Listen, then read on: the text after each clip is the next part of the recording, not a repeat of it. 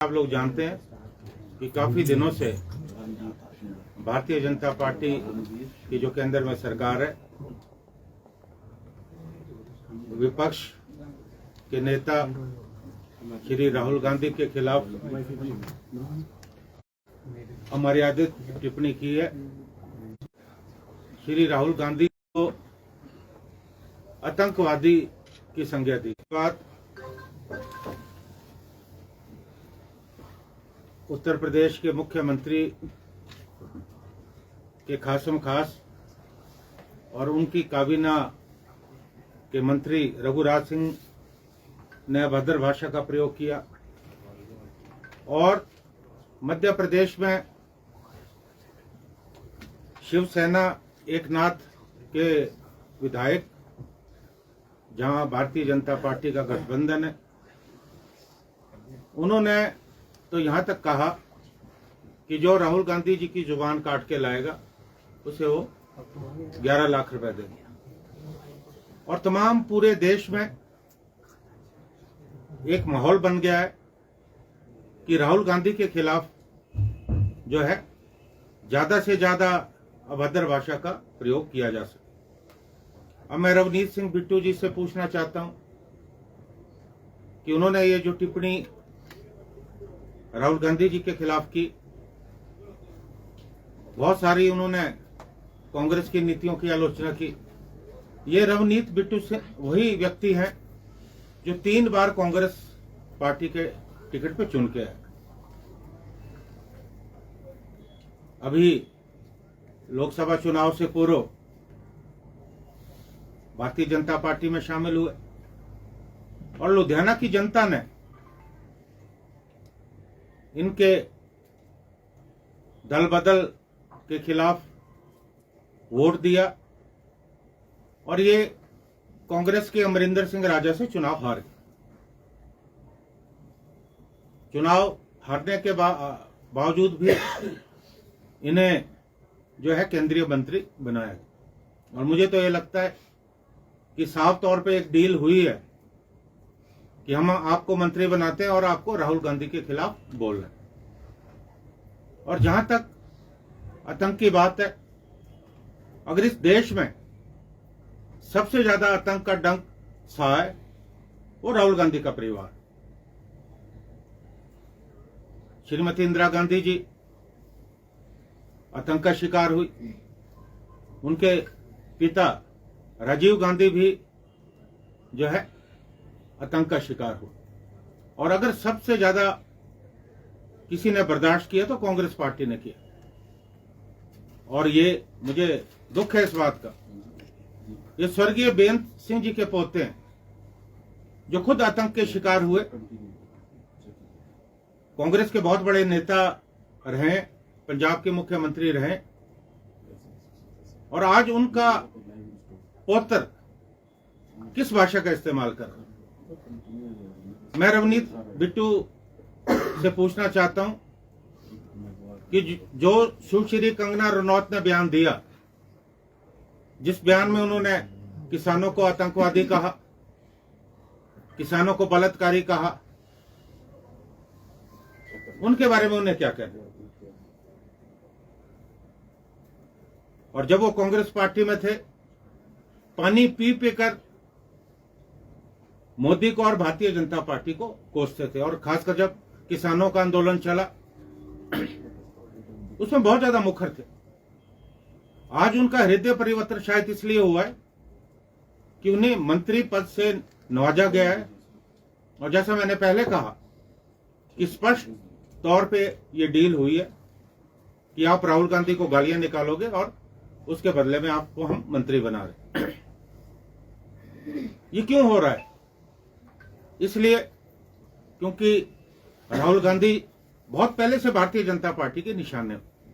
और मैं आपको याद दिलाना चाहता हूं कि किस तरह से उनकी संसद की सदस्यता रद्द की गई और आनन फानन में उनको उनका मकान जो है खाली कर दिया।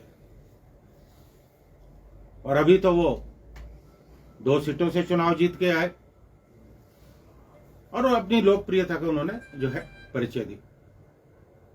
और भारतीय जनता पार्टी कि जो केंद्र में सरकार बनी, ये तो उम्मीद कर रहे थे कि 400 पार जाएंगे, लेकिन इन्हें बहुमत का भी आंकड़ा नहीं मिला। आज ये बैसाखियों के सारे चल रहे हैं, और ये बैसाखियां कब तक इनके साथ रहेंगी कहना मुश्किल। आज इस लंगड़ी सरकार का एक ही निशाना रह गया, वो राहुल गांधी, क्योंकि जिस ढंग से राहुल गांधी संसद में जनता से जुड़े मुद्दे उठा रहे, उसको लेकर कहीं ना कहीं भारतीय जनता पार्टी की सरकार अपने आप को असहज महसूस जो है कर रही है। मैं मांग करता हूं कि प्रधानमंत्री जो है तुरंत माफी मांगे, या जिस मंत्री ने इस तरह की बयानबाजी की है उन्हें माफी मांगने के लिए कहें, और संजय गायकवाड़ के खिलाफ कार्रवाई होनी चाहिए, और तुरंत उनके खिलाफ जो है केस दर्ज होना चाहिए। आज जो माहौल पूरे देश में बनाया जा रहा है, उसको लेकर देश के लोग चिंतित हैं। कांग्रेस पार्टी निश्चित तौर पे अपने नेता की सुरक्षा को लेकर चिंतित है, और आप जानते हैं कि 8 नवंबर 2019 को जानबूझकर जो एसपीजी कवर था, जो एसपीजी सुरक्षा राहुल गांधी या उनके परिवार को मिलती थी, उसे हटा दिया। और आज देश में जो माहौल बन रहा है वो चिंता का विषय है, because they are targeting Rahul Gandhi. और मेरा देश की राष्ट्रपति से भी निवेदन है कि वो भी हस्तक्षेप करें, और तुरंत प्रभाव से श्री राहुल गांधी जी, उनका परिवार, श्रीमती सोनिया गांधी जी, प्रियंका गांधी जी को एसपीजी सुरक्षा जो है बहाल होनी चाहिए। क्योंकि हम जब चंद्रशेखर देश के प्रधानमंत्री थे, उस वक्त भी हम श्री राजीव गांधी जी की सुरक्षा के साथ छेड़छाड़ हुई, वो नतीजा हमने देखा है। तो मेरा यह मानना है कि उन्हें तुरंत जो है एसपीजी की सुरक्षा जो है मिलनी चाहिए। रेस्ट आप लोगों ने कोई पूछना है? बीजेपी कह रही है कि राष्ट्र विरोधी बयान दे रहे हैं राहुल गांधी देश से बाहर दूसरी कंट्री में जाकर, जो कि देश हित में नहीं है, प्रतिष्ठा को धूमिल किया जा रहा है भारत पर। देखिए, यहाँ मैं ये भी कहना चाहूंगा कि जब देश के प्रधानमंत्री विदेशों में दौरे पे जाते हैं, वो केवल अपनी बात करते हैं, और उन्होंने कई बार दूसरे देशों में भारत की छवि को खराब किया, और ये साबित करने का प्रयास किया कि अगर देश में जो भी कुछ हुआ, जो भी कुछ अच्छा हुआ, वो उस समय हुआ जब वो देश के प्रधानमंत्री बने। राहुल गांधी जी के बयानों को जो है तोड़ मरोड़ कर पेश करने की कोशिश की जा रही। सर, केंद्र में जो है कैबिनेट ने एक राष्ट्र एक चुनाव का जो है प्रस्ताव पारित किया है, उसको लेकर क्या कहना है आपका कि एक राष्ट्र एक चुनाव होना चाहिए आने वाले वक्त में? देखिए, उसमें पार्टी की पॉलिसी बिल्कुल क्लियर है। अभी तो जो है कैबिनेट से पास हुआ है, और अभी इस पर चर्चा होनी है। क्या इसका स्वरूप होगा उसके बारे में भी कोई जानकारी नहीं। जब पूरी जानकारी उपलब्ध होगी कि किस ढंग से चाहते हैं, वेदर इट इज प्रैक्टिकल और not, it has to be seen. तो अब हम देखते हैं, जब मसौदा आएगा उसके बाद जो है निश्चित तौर पे हम इस पे टिप्पणी करना चाहेंगे। सर, राहुल गांधी पर टिप्पणियों का जो सिलसिला है वो एक अमेरिकी सांसद जिसका नाम इल्हान उमर है, और साथ ही साथ उन्होंने जो एक बयान दिया था उसको लेकर ये पूरी चर्चा चल रही है। अगर आप राहुल गांधी के समर्थन में उतरे हैं, अगर मान लीजिए भाजपा भी गलत है, तो क्या आप उस मुलाकात को और उन बयानों को तर्कसंगत मानते हैं, आप उनका समर्थन करते हैं? देखिए, अगर कोई भी देश का नेता बाहर जाता है, उससे बहुत सारे लोग आकर मिलते हैं, उसमें मिलने में कोई बुराई नहीं है, बहुत सारे लोग मिलते हैं।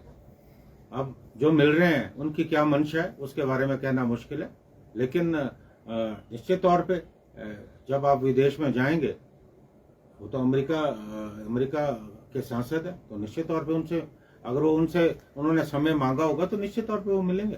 मतलब एक नेता प्रतिपक्ष के तौर पर जो देश विरोधी गतिविधियों में लोग शामिल होते हैं उनसे मिलना आप तर्कसंगत मानते हैं? देखिए, अगर कोई आकर मिलता है, बात कहता है, तो मुझे लगता है कि उसमें कहाँ बुराई है। बात तो की जा सकती है, लेकिन जरूरी नहीं है कि जिससे वो मिल रहे हैं कि वो उनके तर्कों से, उनकी सोच से वो तारुफ रखते हैं। अब आप हर देश में जो विपक्ष भी है, दूसरे सरकारी पक्ष भी है, तो सरकारी पक्ष के लोग भी अगर मिलने आए उनसे भी मिलते हैं, जो विपक्ष के लोग आए उनसे भी मिलते हैं। लेकिन इसका मतलब ये नहीं कि जिन लोगों से वो मिल रहे हैं वो उनसे जो है उनकी सोच से या उनकी विचारधारा से वो जो है किसी तरह से जो है सहमत है।